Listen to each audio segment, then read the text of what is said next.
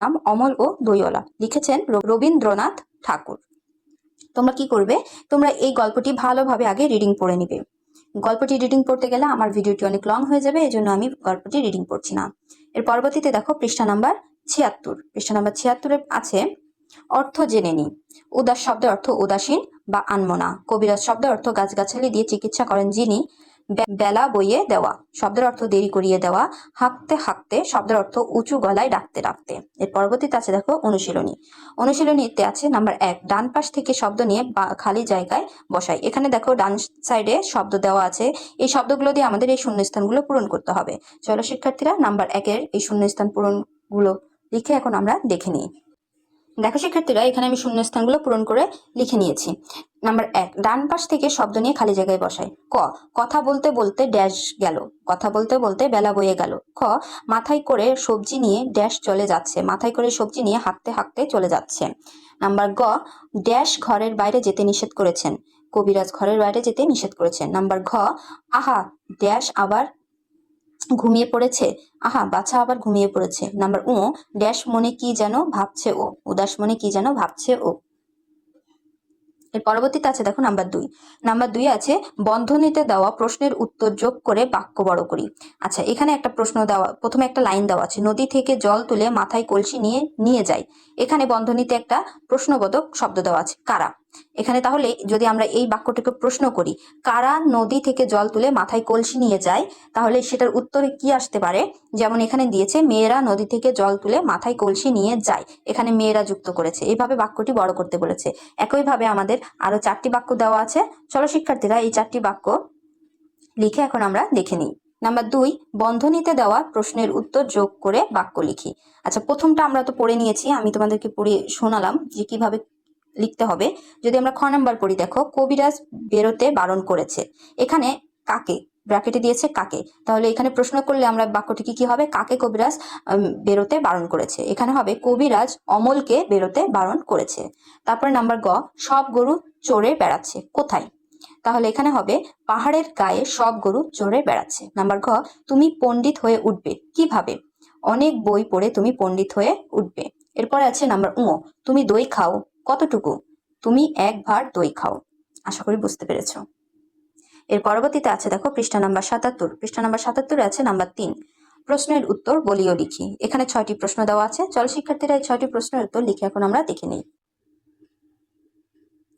Number 3, প্রশ্নের উত্তর বলিও লিখি। প্রশ্ন নাম্বার ক, দইওয়ালার বাড়ি কোথায়। উত্তর, দইওয়ালার বাড়ি পাঁচমুড়া পাহাড়ের তলায়, শ্যামলী নদীর গায়ে, গয়লা পাড়ায়। নাম্বার খ, অমল কেন দইওয়ালার সাথে যেতে চাইলো। উত্তর, অমল কবিরাজের কথায় সারাদিন ঘরে বসে থাকে, বাইরের প্রকৃতি ও পরিবেশে সে ঘুরে বেড়াতে পারে না। দইওয়ালার ডাক শুনে তার অনেক ভালো লাগে, তাই অমল তার সাথে যেতে চায়। প্রশ্ন নাম্বার গ, অমল কেন দইওয়ালার সাথে যেতে পারছে না। উত্তর, অমলকে কবিরাজ বাইরে যেতে বারণ করেছে, তাই সে দইওয়ালার সাথে যেতে পারছে না। প্রশ্ন নাম্বার ঘ, অমল কিভাবে দইওয়ালার গ্রাম সম্পর্কে জানে। উত্তর, অমল দইওয়ালার গ্রামে কখনো যায়নি, তবে তার কাছে মনে হয়েছে সেই গ্রাম সে দেখেছে। তার বর্ণনা থেকে বোঝা যায় দইওয়ালার গ্রাম সে না গেলেও সেই গ্রাম সম্পর্কে তার স্পষ্ট ধারণা আছে। এক্ষেত্রে মনে হয় অমল কল্পনায় গ্রামের বর্ণনা দিয়েছে। তাছাড়া বাংলার সব গ্রামের চিত্র প্রায় একই রকম হয়ে থাকে, এজন্য অমলের কল্পনা ও দেখা গ্রামের বর্ণনার সাথে দইওয়ালার গ্রামের চিত্র মিলে গিয়েছে। এভাবেই সে দইওয়ালার গ্রাম সম্পর্কে জানে।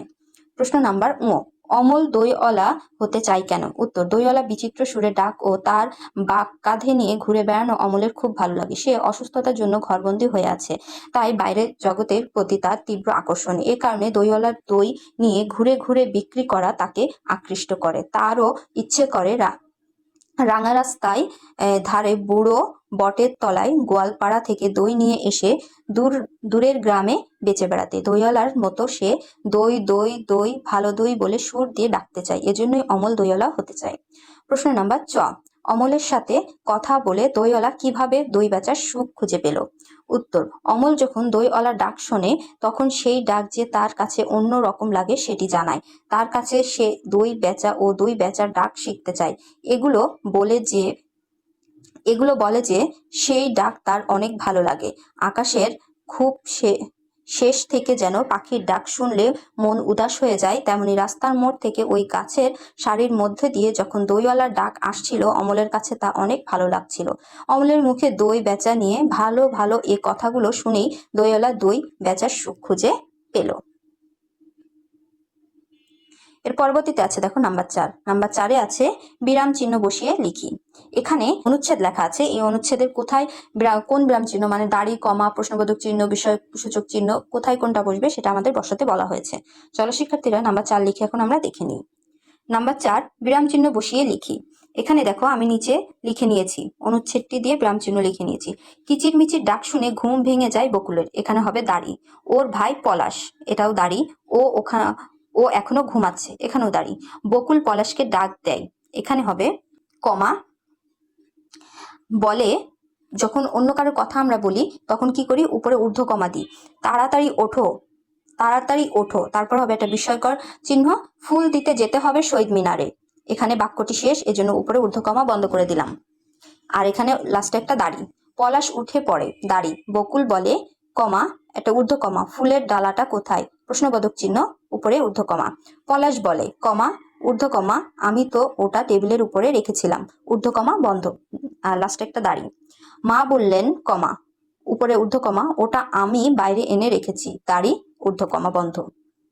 পরবর্তীতে আছে দেখো পৃষ্ঠা নাম্বার 78। পৃষ্ঠা নাম্বার 78-এ আছে নিচের ছবি দেখে দুইজনে কথা বলি। এখানে একটা ছবি দেওয়া আছে, আর এখানে নিচে লেখা আছে ছেলে পাখি, মানে ছেলেটা পাখির সাথে কথা বলছে।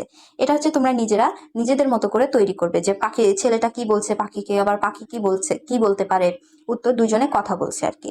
তার পরবর্তীতে দেখো নাম্বার 6। নাম্বার 6-এ আছে শিক্ষকের সহায়তায় অমল ও দইওয়ালা নাটকটি অভিনয় করি। তোমরা এই নাটকটি অভিনয় করবে।